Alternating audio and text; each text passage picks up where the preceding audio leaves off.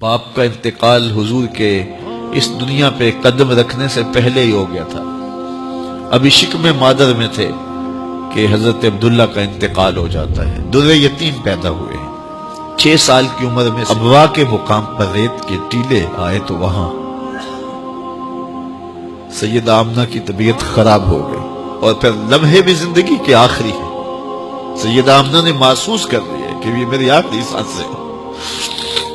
سیدہ پاک نے حضور کے سر پہ ہاتھ رکھا اور روتے ہوئے کہا کہ بیٹا، ہر نئی چیز نے پرانا ہو جانا ہے، ہر باقی نے فنا ہو جانا ہے۔ میں بھی جا رہی ہوں، وَذِكْرَ بَاقْ وَوَلَدْتُ طُهْرًا، لیکن میرا ذکر نہیں مٹے گا، اس لیے کہ تیرے جیسا ستھرا بیٹا چھوڑ کے جا رہے ہیں۔ یہ آخری لفظ تھے سیدہ پاک کے کہ سیدہ آمنہ سلام اللہ علیہا کا انتقال ہو گیا۔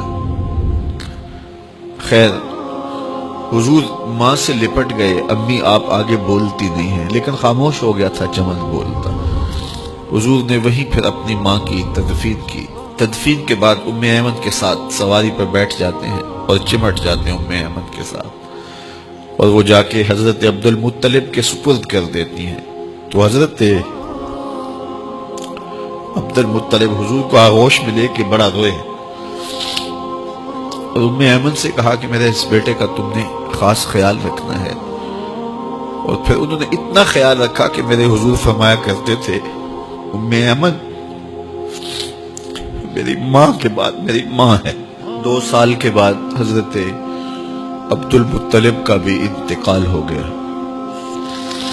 ابن حشام کے یہ لفظ سینہ چیرتے ہیں کہ جب امیر قریش کا جنازہ اٹھا تو سارا مکہ جنازے کے لیے امڑ آیا، لیکن لوگوں نے 8 سال کے ایک بچے کو دیکھا جو دیواروں سے لپٹ لپٹ کے رو رہا تھا۔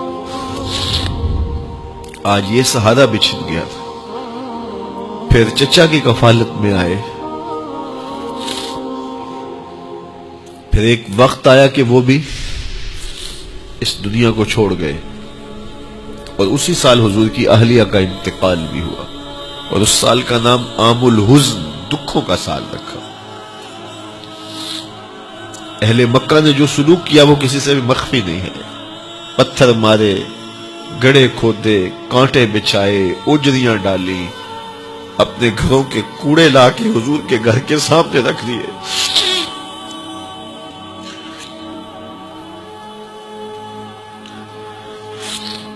یہ کس چیز کی سزا دے رہے تھے میرے حضور کو؟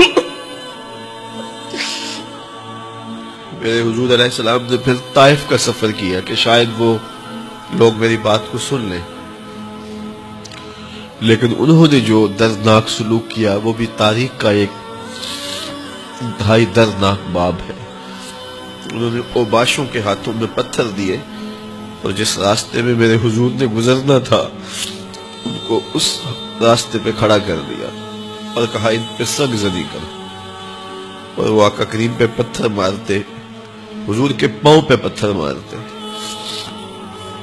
آقا کریم علیہ السلام پاؤں اٹھاتے تو وہ دوسرے پاؤں پہ مارتے، پھر حضور شدت درد سے بیٹھ جاتے تو ان کے 2 گھنڈے دائیں بائیں سے آگے بڑھتے اور حضور کو کندھوں سے پکڑ کے اٹھاتے، پھر سنگ باری کرتے۔